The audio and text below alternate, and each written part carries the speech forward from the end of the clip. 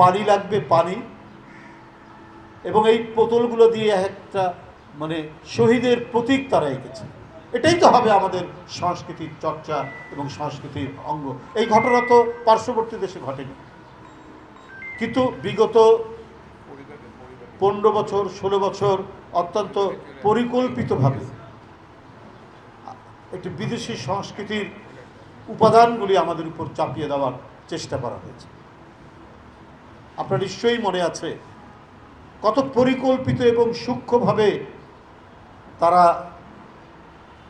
যে মঙ্গল শোভাযাত্রার নামে যে সমস্ত মুখোশগুলো ব্যবহার করত, যে প্রতিকৃতিগুলো তারা ব্যবহার করত, সেখানে পরিকল্পিতভাবে দেশনেত্রী বেগম খালেদা জিয়াকে বিকৃতভাবে চিত্রিত করে এঁকে সেটা নিয়ে তারা মঙ্গল শোভাযাত্রা করেছে। তার এই ভয়ঙ্কর থাবার মধ্যেও এদেশের মানুষ তার নিজস্ব চিন্তা, তার নিজস্ব সংস্কৃতি, তার গৌরবময় অতীত এবং তার আবহমান বাংলার যে প্রকৃত আমাদের যে সংস্কৃতির অবয়ব, সেটাকে কিন্তু বুকে ধারণ করেই তারা চলেছে বলেই আমরা আজকে বিজয়ী হতে পেরেছি।